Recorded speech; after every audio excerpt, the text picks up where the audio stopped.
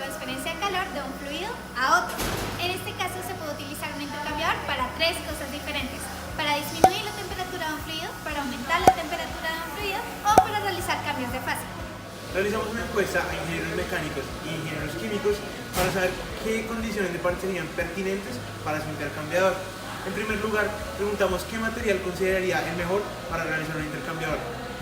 Las respuestas fueron acero en un 61,3%, cobre en un 5,6%, aluminio también en un 5,6% y algunos otros muy variados que fueron alrededor de 27%. En este caso nos damos cuenta que el acero inoxidable fue el que más porcentaje tuvo. En la encuesta también le preguntamos a los ingenieros qué tipo de intercambiadores de calor han utilizado.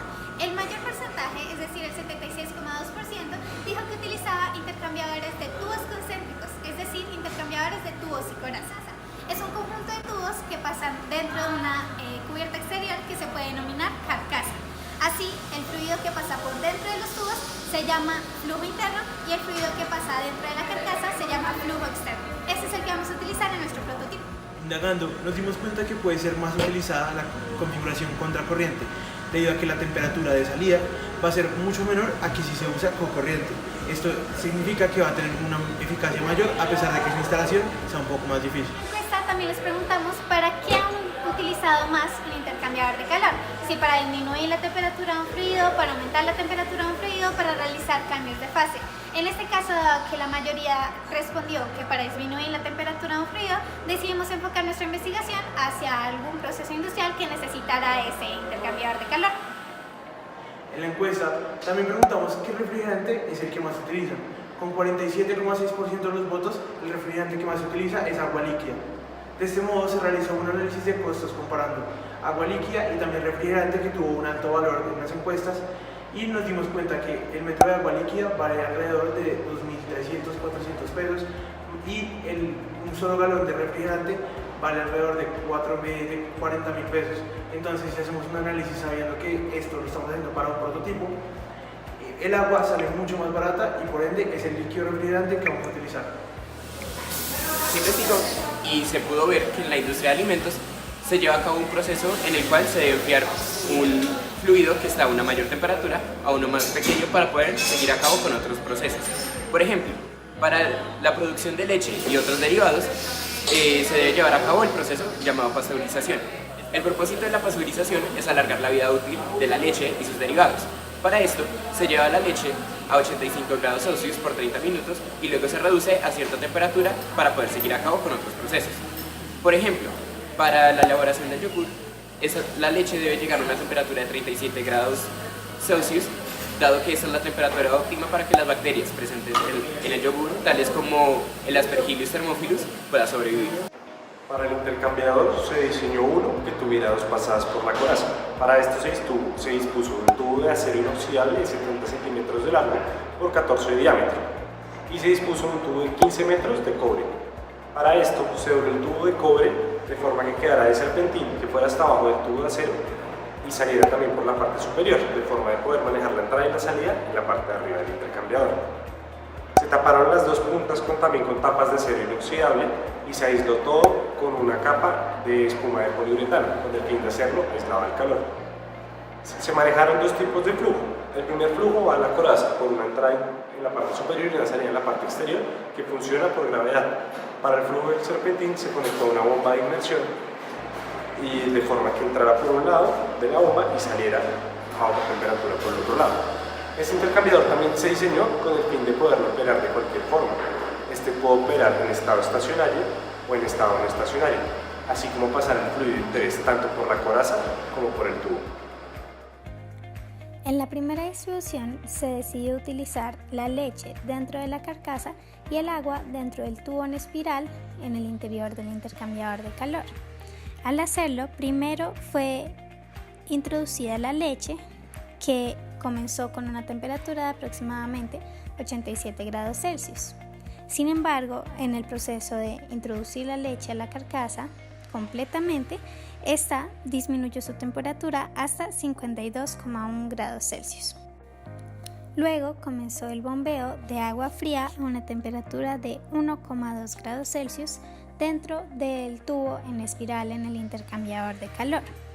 Así, después de 7 minutos con 37 segundos, la leche tuvo una temperatura final de 19 grados Celsius, que es inclusive menor a la temperatura que habíamos buscado, y el agua aumentó su temperatura hasta 19,6 grados Celsius.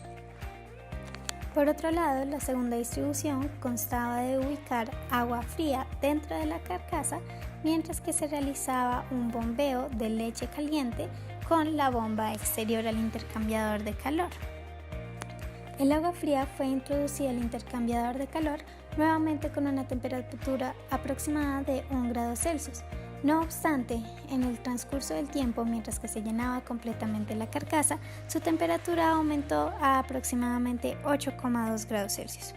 Fue con esta temperatura inicial que, al entrar leche a 63,2 grados Celsius, se pudo llegar a una temperatura final de agua a 20,4 grados Celsius y leche a 26,8 grados Celsius.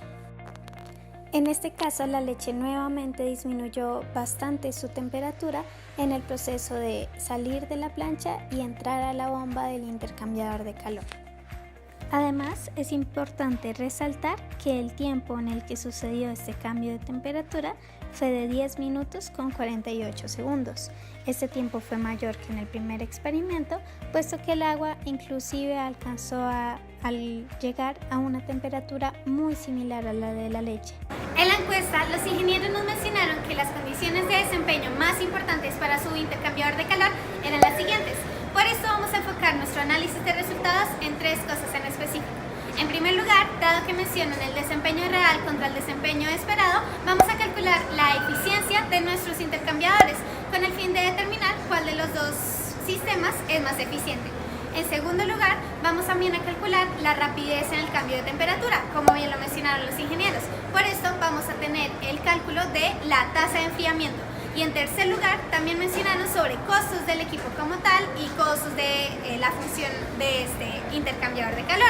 Por eso vamos a hacer un análisis de costos para el intercambiador que resulta ser más eficiente y que tenga una tasa de enfriamiento más alta. Considerando que la capacidad calorífica del agua es mayor que la de la leche y que el fluido caliente es la leche, se va a utilizar la siguiente fórmula. Para esto se calcula la eficiencia y se obtiene que para el sistema en el que la leche está por fuera como flujo externo y el agua es el que está pasando por el serpentín, se obtiene una eficiencia del 38,5%. Del mismo modo, se calcula la tasa para este sistema. Esta tasa está representando el cambio de la temperatura en el tiempo y para esta se obtiene una tasa de 0.072 Kelvin por segundo.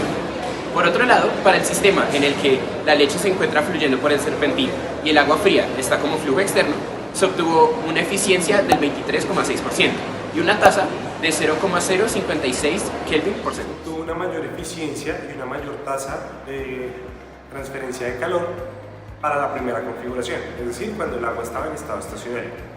Esto se debe a que mientras la leche reposaba en el tanque, el agua estaba constantemente saliendo y dado que no se recirculaba, el agua que entraba siempre estaba a 0 grados.